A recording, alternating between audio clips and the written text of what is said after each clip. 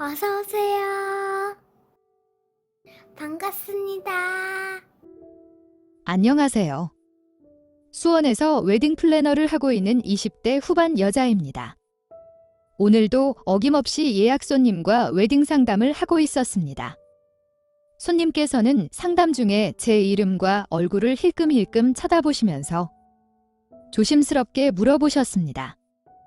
혹시 수정고등학교 다니셨어요? 하시길래 네, 수정고등학교 나왔습니다. 라고 대답했습니다.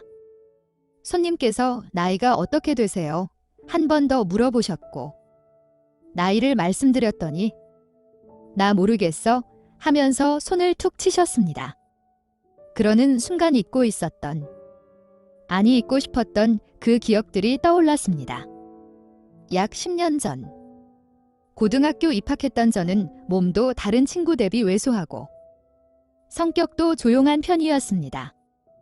그냥 혼자 조용히 학교 다니는 그런 학생이었습니다. 입학 후 몇 달이 지나니 쉽게 말해 노는 친구들의 모임이 생겼습니다. 조용하고 말도 없고 왜소했던 저는 항상 그런 친구들의 타깃이 되었습니다. 처음에는 가볍게 돈을 주며 매점 심부름을 시키더니 나중에는 돈도 안 주면서 시켰습니다. 그 후에는 심지어 교과서 및 체육복 등을 뺏어 갔습니다. 결국 수업 시간에 억울하게 선생님께 혼나는 경우도 많았습니다. 운이 없었던 것인지 2학년이 되어서도 그 무리들과 같은 반이 되었습니다. 사람은 진화한다고 했던가요? 그들의 괴롭힘도 진화를 하고 있었습니다. 돈 빌려달라는 것이었지만 어차피 갚지 않기에 갈취였고 돈이 없는 날에는 저보고 다른 친구한테 빌려서 자기들한테 돈 달라고 하고 싫다고 하면 하루 종일 못 살게 굴었습니다. 결국 참다 선생님께 괴롭힘 당한다고 말씀드렸고 너무나 형식적으로 그들을 교무실로 불려서 괴롭히지 말라고 한 번만 더 저를 괴롭히면 부모님들 모시고 와야 된다고 하고는 끝이 났습니다. 한동안 그들은 저를 투명인간 취급하면서 들으라는 듯이 뒤에서 제 욕을 했지만 그 전의 괴롭힘에 비하면 이 정도는 그냥 웃고 넘길 수 있었습니다. 제가 계속 아무 반응을 하지 않자 오고 가며 일부터 부딪히고 툭툭 치기 시작했습니다. 하지 말라고. 한 번만 더 그러면 선생님께 가서 다 말하겠다고 하자. 일부터 그런 거 아니라며 사과하면서 뒤돌아서 비웃으면서 갔습니다. 결국 부모님께 말씀을 드렸고 다음날 학교에 오셔서 교장 선생님과 면담을 하셨습니다. 교무실은 발칵 뒤집어졌고 그 무리들은 전부 교무실로 가서 혼나고 일주일간 수업도 안 들어오고 반성문만 썼습니다. 일주일 뒤에 그 무리들은 교실에 돌아왔고 저를 보자마자 빌린 돈 갚는다며 저에게 돈을 던졌습니다. 떨어진 돈을 줍고 있는 저에게 앞으로 학교 생활을 기대하라며 조심하라고 하였습니다. 크게 신경 쓰지 않았습니다. 당연히 화가 나 있었을 테니까요. 그날 밤 독서실에서 공부하고 집에 가려는데 독서실 앞에 그 무리들이 기다리고 있었고 잡혀서 근처 뒷산 공원으로 끌려갔습니다. 오랜 시간 엄청 많이 맞았고 지나가던 사람들이 말리고 경찰이 오면서 그 지옥 같은 시간은 끝났고 저는 약 한 달간 병원 생활을 하였습니다. 병원에 있는 동안 그 무리들과 그 무리들의 부모님들이 번갈아 가면서 와서 사과하면서 합해보자고 했고 다시는 괴롭히지 않는다는 각서와 함께 합의를 해주었습니다. 퇴원을 하고 학교를 가니 그 무리들은 아무 일도 없었다는 듯이 학교를 아주 잘 다니고 있었습니다. 너무나 화가 났습니다. 저는 너무나 아팠고 그 순간이 너무나 무서웠고 그 순간을 매일 밤 악몽으로 꾸고 있었는데 그 무리들은 잘 지내고 있었다는 현실이 너무 화가 났습니다. 그 무리들을 볼 때마다 너무 힘들어서 결국 저는 자퇴하였고 검정고시로 졸업했습니다. 그 무리들 중에 제일 악질이었고 그들의 리더였던 그년이 지금 제 앞에 상담 고객으로 와 있던 것이었습니다. 잊고 있었던, 아니 잊고 싶었던 그 기억들이 순간적으로 다 기억이 나면서 심장도 벌렁벌렁거리고 식은땀도 나기 시작했습니다. 화장실 잠시 있다가 상담하자고 얘기한 후에 직원 휴게실로 갔습니다. 갑자기 식은땀을 흘리며 어찌할 줄 모르는 저를 본 회사 선배가 무슨 일 있냐고 하셨고 간단하게 상황 설명을 해드렸습니다. 대신 상담해드리면서 다른 업체에서 웨딩 컨설팅 서비스 받도록 하겠다고, 걱정하지 말고 일단 그 친구 갈 때까지 휴게실에서 쉬라고 하셨습니다. 약 1시간쯤 지나서 선배님이 돌아오셨고 다른 업체에서 하실 것 같다고, 그들 같다고, 너무 걱정하지 말라고 하셨습니다. 그렇게 멘탈이 나가서 멍해 있다가 퇴근하고 집에 갔습니다. 며칠이 지나서 다시 정상적으로 일할 때쯤 모르는 번호로 전화가 왔습니다. 바로 그년이었습니다. 이렇게 본 것도 인연인데 다른 곳에서 하는 보다 친구한테 웨딩 컨설팅 받으면 더 잘해주고 가격도 더 저렴하지 않겠냐고 하더라고요. 잘 부탁한다며 조만간 찾아온다고 하고 전화를 끊었습니다. 사색이 된 제 얼굴을 본 선배는 상황을 직감하였고 괜찮다며 선배가 대신 상담하고 컨설팅까지 끝내주겠다고 하였습니다. 며칠 뒤 그년과 예비 신랑이 다시 왔습니다. 인사만 한 후에 너네들 결혼식 때 다른 고객님 일정이 있어서 저는 시간이 안 되니 선배님이 대신해 주실 거고 가격도 임직원 할인해 줄 거라고 상담을 잘 받고 결혼 잘하고 행복하라고 하고 자리 일어섰습니다. 그녀는 친구 사이에 어떻게 그럴 수 있냐며 다른 고객님 담당자를 바꾸고 저보고 자기를 컨설팅 해주면 안 되냐고 억지를 부리기 시작했습니다. 예비 신랑도 부탁드린다면서 계속 말씀하셨고 어쩔 수 없이 컨설팅을 해주게 되었습니다. 주례 없고 특별한 결혼식을 하고 싶다고 하였습니다. 여러 사례들을 얘기해 주던 중 가족들과 지인들이 결혼하는 부부에게 편지를 써서 읽어주는 결혼식이 마음에 든다며 그렇게 본인들 결혼식을 하기로 하였습니다. 그래서 예시 편지들을 챙겨주었고 다음 미팅 일정을 잡고 헤어졌습니다. 그 무리들을 데리고 왔습니다. 그 무리들은 저를 보자마자 알아보면서 학생 때처럼 반말과 함께 무시하면서 말하기 시작했습니다. 그 무리들이 결혼하니까 좋으냐고 그년한테 묻자 그녀는 기다렸다는 듯이 예비 남편 시댁 뒷담화를 하기 시작했습니다. 집에 돈이 많아서 결혼하는 건데 돈을 안 쓴다면서 짠돌이라는 둥. 전 남친이랑 사귀면서 낙태를 여러 번 해서 임신 안 될까 봐 걱정이었는데 예비 시댁 쪽이 손이 귀한 집이라서 애가 잘 안 들어서도 자기 탓이 아니라는 둥. 시댁 부모님이 생긴 게 거지 같아서 남편 얼굴도 거지 같다는 둥. 입에 담지 못할 내용을 서슴없이 하고 있었습니다. 지옥 같은 미팅 시간이 끝나고 그 무리들은 갔습니다.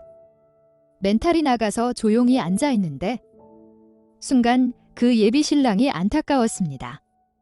그러면서 저 같은 피해자를 만들면 안 되겠다고 생각이 들었습니다. 웨딩 상담 중에는 여러 가지 내용들이 오고 가기에 다이어리에 적는 걸로는 항상 놓치는 부분들이 많이 생겨서 항상 고객님 동의하에 녹음을 하면서 상담을 진행합니다. 당연히 그년과 그 무리들의 대화도 녹음되어 있었습니다. 다음번 미팅할 때 예비 신랑님께서 작은 선물을 주시면서 너무 고맙다는 얘기와 함께 저도 편지 읽어달라고 부탁을 하셨습니다. 제가 당황해하자 그년이 저 바쁠 텐데 이런 것까지 부탁하면 실례라고 예비 남편을 말렸습니다. 순간 그년이 제가 쓸 편지 내용이 걱정이 돼서 막는 것 같았습니다. 그때 순간 좋은 생각이 들면서 아무리 바빠도 친구 결혼식인데 편지 한 통 못 써주겠냐고 당연히 해준다고 약속했습니다. 저의 반응에 그년이 살짝 당황해하였습니다. 결혼식 하기 2주 전쯤 그녀에게 개인적으로 연락이 왔습니다. 메일로 편지를 보냈으니 그대로만 읽고 내려오라고. 허튼 짓 하지 말라고 그랬습니다. 알았다고. 안 그래도 뭐라고 편지 써야 할지 난감했는데 잘 되었다고 맞장구를 쳐주었습니다. 드디어 기다리고 기다리던 결혼식 당일이 되었습니다. 예식 중 가족들과 지인들이 나와서 편지를 읽어주었고 제 차례가 되었습니다. 들고 있던 그년이 준 편지는 가볍게 구겨서 바닥에 버리고 제 핸드폰을 꺼냈습니다. 핸드폰에 적혀있던 제 진심을 한가득 담은 편지를 읽어가면서 예비 남편이 없을 때 그년이 했던 그 무리들과 나눴던 각종 뒷담화들이 마이크를 통해 식장 전체에 들렸습니다. 당황해하던 남편과 시댁 식구들, 도망가는 그 무리들, 욕을 하면서 뭐 하는 짓이냐며 마이크를 뺏는 그년까지 아주 난리가 났습니다. 그년을 밀쳐내고 다시 마이크를 붙잡은 후 그때의 내가 아니라고 너는 나이를 먹었는데도 아직도 철이 안 들었냐고 하면서 속에 있는 묵은 체증을 한꺼번에 쏟아 올렸습니다. 결국 결혼식은 아수라장이 되었고 남편과 시댁 식구들은 결혼 못한다며 나가버렸고 그년의 부모님은 그 자리에 털썩 주저앉아 계셨습니다. 그년이 웨딩 플래너인 제가 결혼식을 망쳤다며 본인의 업무를 똑바로 안 한 거라고, 허위사실 어쩌고, 명예훼손이 어쩌고, 손해배상 등 고소하겠다고 소리 질렸습니다. 결혼식에 같이 갔던 회사 선배가 웨딩 플래너로서 저의 컨설팅 서비스는 문제없이 진행되었기 때문에 결혼식이 차질 없이 열리게 되었다며 업무상 문제가 없다고 하셨습니다. 또한 친구의 자격으로 저에게 고객님들의 요청으로 편지 이벤트에 참여하게 된 것이고 제가 진심을 담은 편지를 읽고 뒷담화 음성을 공유한 것은 편지의 일부이고 사전에 상호 동의하에 녹음된 음성이기에 문제될 것이 없다고 하셨습니다. 그녀는 자기는 아무것도 모르겠고 무조건 경찰서 가서 고소할 거라고 난리를 피웠습니다. 이 사건은 동창회에 소문이 났고 1명, 2명씩 고등학교 친구들에게 연락이 오기 시작했습니다. 자기들도 그년한테 괴롭힘 당했는데 제가 복수해줘서 너무 고맙다고. 그러면서 저한테 웨딩 플래너 요청하는 친구들도 늘어났고 덕분에 진급도 하고 월급도 올랐습니다. 고소한다고 했던 그녀는 조용하네요. 이제부터라도 착하게 살아라. 오늘의 사연은 여기까지입니다. 구독과 좋아요, 알림 설정 부탁드립니다. 긴 글을 읽어주셔서 감사합니다. 다음 사연을 시작하겠습니다. 안녕하세요. 결혼 21년 차 40대 중반 여자입니다. 저희 부부는 20대 초반에 불같이 연애하다가 일찍 결혼하게 되었습니다. 남편과 동갑이지만 생일이 빠른 연생이라서 고등학교 선배이기도 합니다. 결혼 초에는 연애할 때보다 더 불타오르며 지냈고 결혼 3개월 만에 첫째를 임신하였습니다. 첫째를 낳고서 얼마 되지 않아 둘째도 금방 임신을 하였습니다. 아이가 둘이 되면서부터는 챙겨야 할 것도 많고 그렇게 정신없이 살다 보니 결혼 21년 차가 되었습니다. 아이들 이제 거의 부모의 도움이 필요 없을 나이가 되었고 다시 남편과 연애하던 때처럼 돌아가 보려고 했습니다. 하지만 생각보다 쉽지 않았고 오히려 권태기가 오게 되었습니다. 아이들은 키우면서 지내오는 동안 서로에 대해서 잘 몰랐고 많이 변해 있었습니다. 그 차이를 줄이기 위해서 둘이서 제법 오랜 기간 동안 대화를 나눴습니다. 그래서 둘이 내린 결론은 정말 처음 만났던 때처럼 지내보자는 것이었습니다. 주말에 첫 데이트를 하기로 하였습니다. 약속한 장소에서 만나기 위해 비록 같은 집이지만 서로 아무것도 상의하지 않은 채 각자 준비를 하고 시간차를 두고 약속 장소로 출발하게 되었습니다. 어색한 대화와 조심스러운 스킨십은 생각보다 저희를 설레게 하였고 연애하는 것처럼 지내게 되었습니다. 한 달에 한두 번은 퇴근을 하고 약속 장소에 만나서 데이트를 하고 가볍게 술도 한잔하고 그날은 모텔에서 자기도 하였습니다. 늙은 나이에 가는 것 같아서 뭐 하는 짓인가 싶다가도 모텔에 가게 되면 분위기라는 것을 무시할 수 없었습니다. 그렇게 저희 다시는 연애할 때처럼 불타오르며 지내게 되었습니다. 중독이라도 된 것처럼. 한 달에 한두 번 가는 모텔은 점점 더 방문 빈도수가 높아졌습니다. 그러던 어느 날 아침에 남편과 모텔에서 나오면서 시누이 남편을 만나게 되었습니다. 그것도 바람 피우던 여자랑 나오는 장면을 딱 걸리게 되었습니다. 남편은 불같은 성격에 큰 소리로 욕하고 난리를 떨었고 당장 정리하겠다는 약속을 받고 집에 왔습니다. 남편은 여동생에게 말해야 될지 말지 고민하였고 제가 일단 시누이 남편이 정리하겠다고 했으니 믿고 기다려보자고 하였습니다. 아가씨 성격도 남편과 같이 불같기에 이혼할 것이 기정사실이었기 때문입니다. 게다가 어린 조카들도 있으니 일단 참고 기다리라고 했습니다. 몇 주쯤 지나서 퇴근하고 집에 왔더니 시누이와 시어머니께서 와 계셨습니다.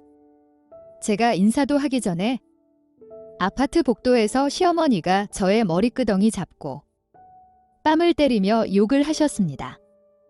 옆에서 시누이는 같이 발로 찼고요. 정신없이 맞다가 집에 들어가게 되었고 그제서야 때리시는 이유를 들었습니다. 남편과 같이 모텔에서 시누이 남편과 만날 날에 저와 시누이 남편이 같이 있는 장면에 있는 모텔 CCTV를 보고 저에게 어떻게 된 상황인지 묻지도 않은 채 저와 시누이 남편이 바람이 난 거로 오해하고 계셨습니다.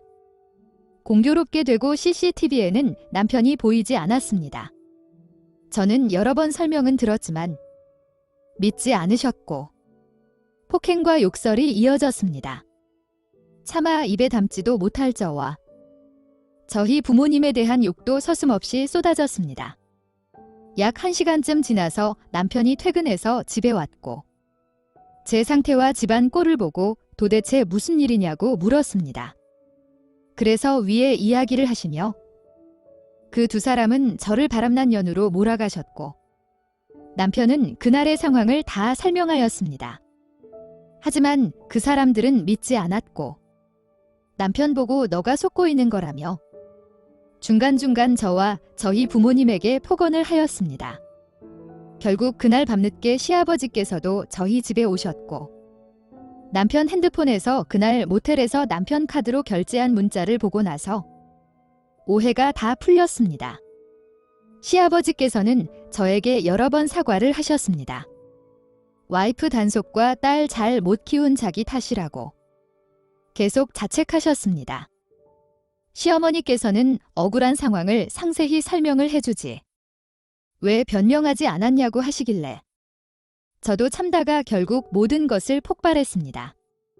이미 여러 번 설명을 드렸고 믿어달라고 말씀을 드렸지만 들으려고 하시지도 않았고 그냥 때리시지 않았냐고 말씀을 드렸습니다.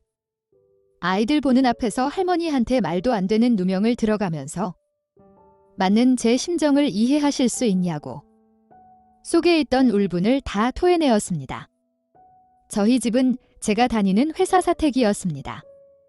내일 당장 회사 가면 말도 안 되는 소문들이 돌아다닐 텐데 앞이 캄캄했습니다. 그래도 뻔뻔 시어머니와 시누이 반응에 남편에게 그냥 우리 이혼하자고 하였습니다. 도저히 저분들을 보면서 예전처럼 지낼 수도 없을 것 같다고 진단서 끊어서 고소하겠다고 하면서 집에서 나왔습니다. 막상 집에서 나오니 갈 데도 없어서 대충 머리와 옷가지를 정리하고는 영화관으로 가서 큰 소리가 나는 영화표 끊고 들어가서 펑펑 울고 나왔습니다. 2시간쯤 울고 나오니 한결머리도 가볍고 상황이 정리되는 것 같았습니다. 핸드폰에는 남편의 수십 통의 부재중 전화와 자기가 무조건 미안하다며 시댁 식구들과 연락을 끊고 지낼 테니 일단 집에 들어와 달라는 내용의 문자가 여러 통 와 있었습니다. 몇 년 전에도 시누이가 이사하여서 집들이를 간 적이 있었습니다. 그때 시누이의 귀걸이 몇 개와 목걸이가 없어졌습니다. 제 딸이 훔쳐간 거라고 하면서 저한테 자식 교육 똑바로 못 시켜서 그런 거라며 저와 제 딸을 도둑년들 취급을 하다가 다시 짐 정리하면서 찾았던 적도 있었습니다. 그때도 단 한 번의 사과도 없었습니다. 몇 가지 생각나는 것만 얘기했지만 결혼 생활한 지 20년이 지났습니다. 얼마나 많은 일이 있었겠어요? 이제는 애들도 컸고 저도 지쳐버렸습니다. 시누이 남편과 바람난 년까지 만든 시댁 식구들 무서워서 남편과 결혼 생활을 유지하는 것이 아무리 남편이 시댁 식구들과 연락을 끊고 지낸다고 했어도 그것이 말처럼 쉽게 되는 부분이 아니라는 것을 잘 알고 있습니다. 일단 남편에게는 당분간 혼자 지내고 싶다고 나중에 연락 주겠다고 하고 말았습니다. 저는 앞으로 어떻게 해야 될까요? 오늘의 사연은 여기까지입니다. 구독과 좋아요, 알림 설정 부탁드립니다. 긴 글을 읽어주셔서 감사합니다. 구독과 좋아요 꾹꾹 눌러주세요. 꾹꾹. 알림 설정도 꾹꾹 눌러주세요.